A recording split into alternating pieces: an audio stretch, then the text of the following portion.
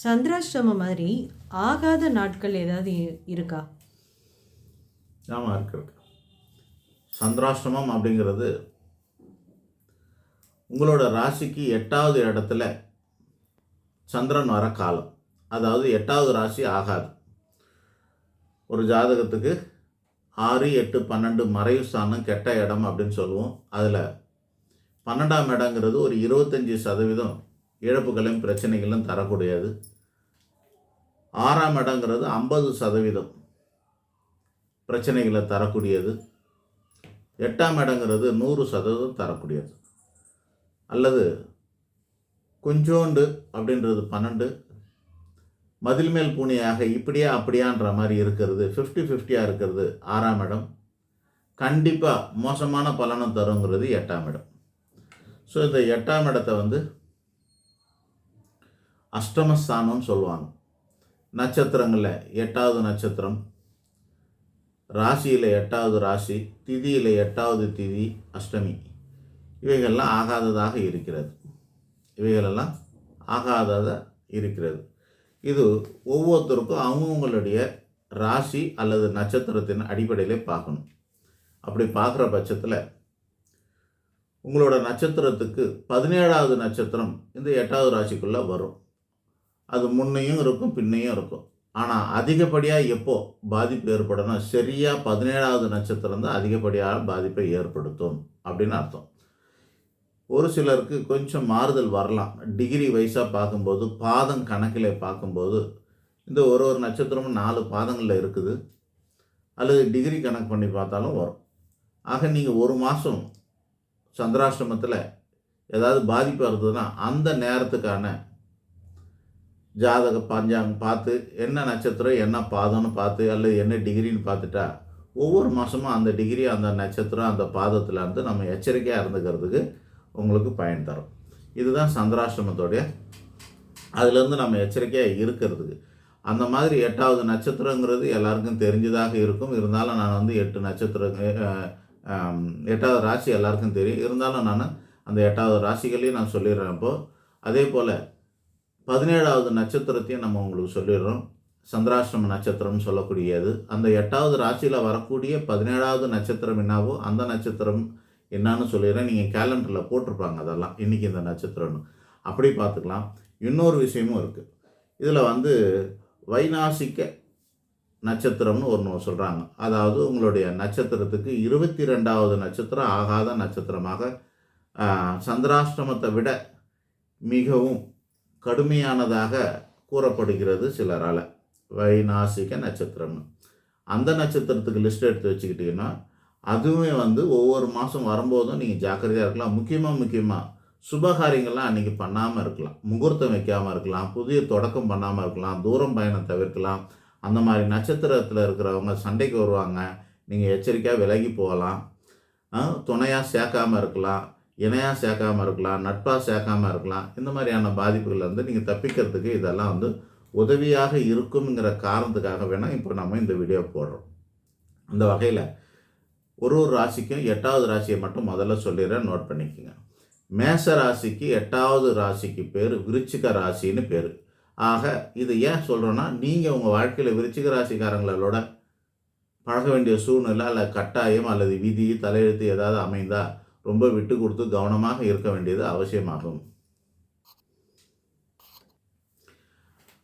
2வது ரிஷபராசிக்கு 8வது ராசிக்கு பேர் தனுசு ராசின்னு பேர். மிதுனத்துக்கு 8வது ராசிக்கு பேர் மகர ராசி. கடகத்துக்கு 8வது ராசிக்கு பெயர் கும்பராசி. சிம்மத்துக்கு 8வது ராசிக்கு பெயர் மீன ராசி. கன்னிக்கு 8வதாக வருகிற ராசி மேஷமாகும். துலாமுக்கு 8வது ராசி ரிஷபமாகும். விருச்சிகத்துக்கு 8வது ராசி மிதுனமாகும். தனுசுக்கு 8வது ராசி கடகமாகுது. மகரத்துக்கு 8வது ராசி சிம்மம் ஆகுது. கும்பத்துக்கு 8வது ராசி கன்னி ஆகுது. மீனத்துக்கு 8வது ராசி துலாம் ஆகுது. இப்போ நிறைய நாங்கள் அனுபவத்தில் பார்க்குறோம். இந்த மாதிரியான ராசியில் கல்யாணம் பண்ணவங்கெல்லாம் ஆகாத ராசியில் கல்யாணம் பண்ணாங்க, பெரும்பாலும் வாழ முடியாமல் போகுது. அது மட்டும் இல்லை, இந்த 8வது ராசிக்குள்ள 17வது நட்சத்திரம்னு ஒன்று வரும்னு சொன்னல, அதையும் 22வது நட்சத்திரத்தையும் 2 நட்சத்திரத்தையும் இப்போ நான் ஒவ்வொரு நட்சத்திரத்துக்கும் சொல்லிடுறேன். அதை பார்த்துக்குங்க. இதுவும் நாங்கள் அனுபவத்தில் பார்த்து பார்த்து சொல்கிறோம். பார்த்து சொல்கிறது அம்மா புள்ள அப்படின்னு இருக்காங்கன்னு வச்சிங்களேன். அம்மா அஸ்வினி நட்சத்திரம், புள்ள திருவோண நட்சத்திரம். அவங்க சேர்ந்து வாழ முடியாமல் தவிக்கிறாங்க, சேர்ந்து வாழ முடியல. அப்பா புள்ள இந்த கரெக்டாக எல்லாம் சகோதர சகோதரி இந்த மாதிரி 17 மற்றும் 22 நட்சத்திரங்களில் இருந்தாங்கன்னா அவங்களுக்குள்ள உறவு முறை சரியாக இல்லை அப்படிங்கிறதெல்லாம் நம்ம ஆராய்ச்சியில் பார்த்ததுனால நம்ம அதை சொல்கிறோம். உங்கள் வீட்டில் கண்டிப்பாக இந்த 8வது ராசிக்கெல்லாம் கூட இருக்கிறதுக்கு வாய்ப்பு இருந்திருக்கும். அது ஒன்றும் பண்ண முடியாது. பக்குவமாக அனுசரித்து விட்டு கொடுத்து போகிறது தான் நல்லது. அதே போல் இந்த 17ஆம் நட்சத்திரம் 22வது நட்சத்திரத்தையும் நீங்கள் தெரிஞ்சுக்கிட்டு அந்த மாதிரியான நாட்களில் நீங்கள் கவனமாக இருக்கிறது ஒன்று. 2வது, அந்த நட்சத்திரக்காரர்களோட நீங்கள் வெளியாளாக இருந்தால் விலகி இருங்க, வீட்டுக்குள்ளே இருந்தால் பக்குவமாக நடந்துக்குங்க. இப்போ அந்த லிஸ்ட்டு கொடுக்குறேன். அஸ்வினி நட்சத்திரத்துக்கு 17வது நட்சத்திரம் அனுஷம், இது ஆகாது. 22வது நட்சத்திரம் திருவோணம், இது வைநாசிக நட்சத்திரம். 17வது நட்சத்திரம் சந்திராசிரமத்தில் வரும், வைநாசிக நட்சத்திரம் அப்படிங்கிறது ஆகாத நட்சத்திரத்தில் வருது. பரணி நட்சத்திரம் அதுக்கு ஆகாதது கேட்டையாகும். அதே போல் அவிட்டம் 22வது நட்சத்திரம். கிருத்திகைக்கு சந்திராசிரமம் தரக்கூடிய நட்சத்திரம் மூலமாகுது. அதே போல் இங்கே சதய நட்சத்திரம் ஆகாததாக இருக்கிறது. ரோகிணி நட்சத்திரத்துக்கு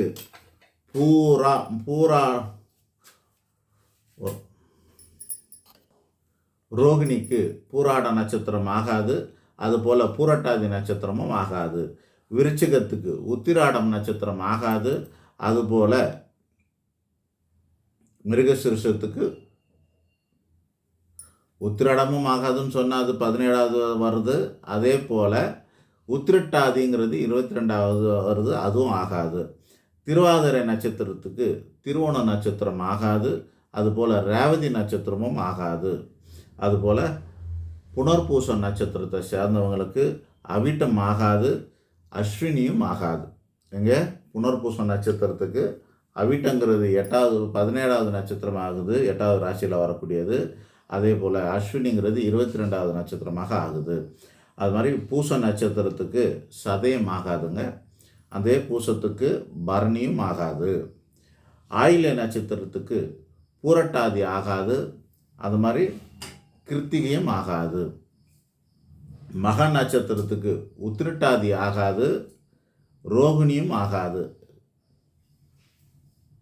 பூர நட்சத்திரத்துக்கு ரேவதி ஆகாது, மிருகசுருஷமும் ஆகாது. 2 வகையில் ஆகாததை ஒரு நட்சத்திரத்துக்கும் சொல்லிட்டு வரலனான்னு மொத்தமாக சொல்லிட்டேன். 17வது நட்சத்திரம் 22. 17ங்கிறது சந்திராசிரமத்துக்குள்ளே வருது, 22ங்கிறது வைநாசிக நட்சத்திரத்தில் வருது. இது 2த்தையுமே சேர்த்து நம்ம சொல்லிக்கிட்டு வரோம், பார்த்துக்குங்க. அடுத்தது உத்திர நட்சத்திரத்துக்கு அஸ்வினி ஆகாது. அது மாதிரி அதே உத்திரத்துக்கு திருவாதிரையும் ஆகாது. அஸ்த நட்சத்திரத்துக்கு பரணி ஆகாது, புனர்பூசமும் ஆகாது. அஸ்தத்துக்கு பரணி, புனர்பூசம் ஆகாது. சித்திரை நட்சத்திரத்துக்கு கிருத்திகை ஆகாது. சித்திரை நட்சத்திரத்துக்கு கிருத்திகை ஆகாது. அதுபோல் பூசமும் ஆகாது. சுவாதி நட்சத்திரத்துக்கு ரோகிணி ஆகாது. அது மாதிரி ஆயில்யமும் ஆகாது. விசாக நட்சத்திரத்துக்கு மிருகசுருஷமும் ஆகாது, மகமும் ஆகாது. அனுஷ நட்சத்திரத்துக்கு திருவாதிரை நட்சத்திரம் ஆகாது. அதுபோல் பூர நட்சத்திரமும் ஆகாது. கேட்டை நட்சத்திரத்துக்கு புனர்பூசம் ஆகாது. அதுபோல் உத்திர நட்சத்திரமும் ஆகாது. மூலத்துக்கு பூச நட்சத்திரம் ஆகாது, அது சந்திராசிரமம் வருது. மூலத்துக்கு பூசம் சந்திராசிரமமாக இருக்கிறது.